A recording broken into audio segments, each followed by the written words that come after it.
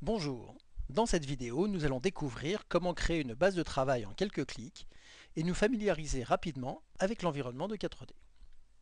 Nous allons commencer par créer une table en sélectionnant Table dans l'explorateur, puis en cliquant sur le bouton plus en bas à gauche de la fenêtre. Nommons cette table Intervention et on clique sur OK. Automatiquement la table est créée et apparaît dans la fenêtre de structure. Cette fenêtre de structure représente le modèle de données avec l'ensemble des tables, des champs et des liens. Apparaît également la palette de l'inspecteur. Cette palette présente les propriétés de chacun des objets sélectionnés, à savoir la fenêtre de structure, une table, un champ ou un lien ultérieurement. Pour ajouter des champs dans cette table, il suffit de double-cliquer sur une des lignes de la table, puis de créer les champs un par un. Nous allons créer 4 champs. La date d'intervention, l'heure d'intervention, l'objet et les initiales du technicien.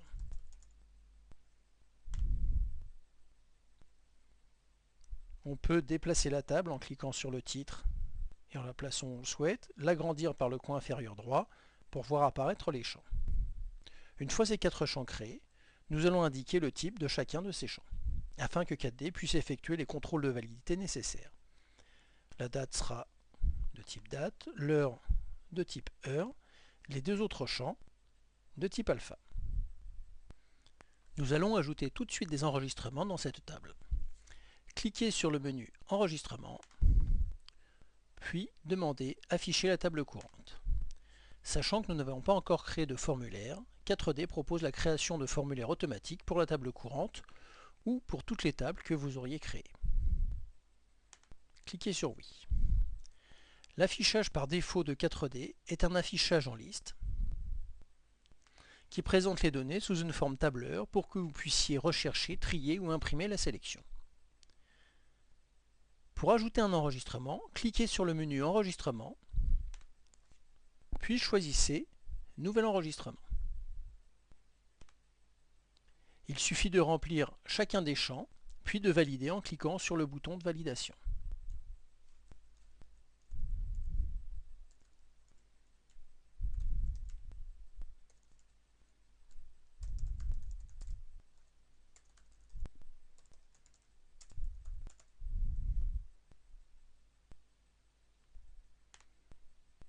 Après validation, une autre fiche est proposée en saisie jusqu'à ce que nous cliquions sur le bouton Annuler pour terminer la saisie.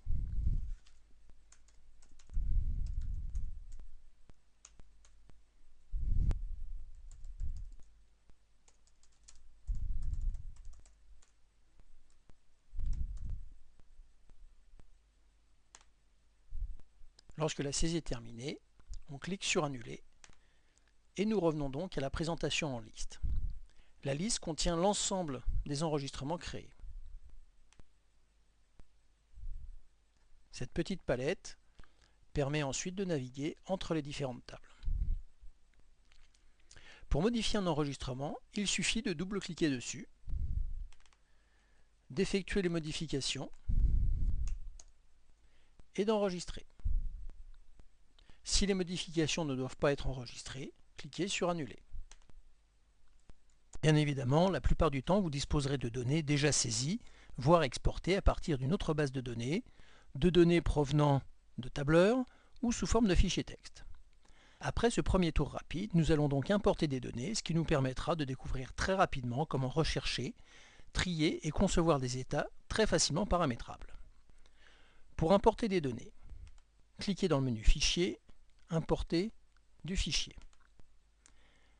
Choisir le fichier à importer, dans notre cas il s'agit d'intervention. Le dialogue de paramétrage d'import permet de définir les champs importés et les options d'import. Lorsqu'on dispose de plusieurs tables, on peut choisir la table en question, faire ensuite dans la partie inférieure la correspondance des champs, choisir un éventuel jeu de caractères. Il se trouve que là nous avons volontairement pris un fichier provenant de macOS non Unicode, donc nous allons prendre une conversion en macroman. Les accents sont rectifiés. Pour ne pas importer la ligne de titre, on clique sur En-tête et on indique qu'il faut importer à partir de la ligne 2. Ensuite, cliquez sur le bouton Importer. En quelques instants, nous avons 11 730 lignes qui ont été importées, sur un total de 11 732, puisque nous en avions créé 2 manuellement. Une fois cet import terminé, nous pouvons effectuer des recherches, des tris et des états. Commençons par les recherches. Cliquez sur le bouton Requête, cliquez sur le critère à évaluer, par exemple objet, puis sur l'opérateur de comparaison contient et indiquez la valeur, par exemple maths, et cliquez sur Rechercher. La recherche nous retourne 4692 enregistrements, car maths est contenu dans maths et réel et format Sion. Affinons la recherche. Cliquez sur le bouton Requête, modifiez la valeur MATE, il n'est pas utile de mettre l'accent, et cliquez sur le bouton Rechercher. Nous obtenons bien la liste des interventions relatives au matériel. Affinons encore la recherche en ne cherchant que les interventions du technicien MA01. Requête, cliquez en bas à droite sur le bouton Ajouter, une deuxième ligne apparaît dans la partie supérieure de l'écran. Cliquez sur le critère initial, contient, MA, rechercher. Nous obtenons 328 enregistrements. Pour trier ces informations par ordre de réalisation, par ordre de date et heure d'intervention, cliquez sur la flèche à droite du bouton Requête et choisir Trier. Cliquez glisser la date d'intervention de la colonne de gauche vers la colonne de droite et pareil avec l'heure d'intervention. Les deux triangles à droite indiquent si le tri doit être croissant ou décroissant. Il suffit de cliquer dessus pour inverser le sens. Cliquez ensuite sur Trier. Les informations sont bien triées par ordre croissant. Recherchons maintenant les interventions d'une période particulière. Cliquez sur le bouton Requête, puis sur le bouton Tout supprimer. Sélectionnez le critère date d'intervention, l'opérateur supérieur ou égal à A. La date, nous indiquerons le 12/7/2011. Dans la valeur, on ajoute une ligne, on resélectionne la date d'intervention, inférieur ou égal à A, et le 17/7/2011. Puis rechercher. Nous obtenons 54 enregistrements qui correspondent aux interventions qui ont eu lieu dans la période.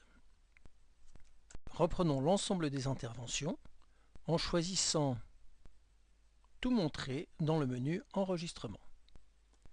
Vous y trouvez également les fonctions de recherche et de tri que nous venons d'utiliser. Nos 11 732 fiches réapparaissent.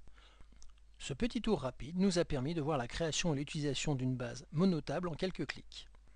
Je vous invite à découvrir les prochaines vidéos qui vont vous permettre d'approfondir rapidement de nombreuses fonctions clés de 4D V13.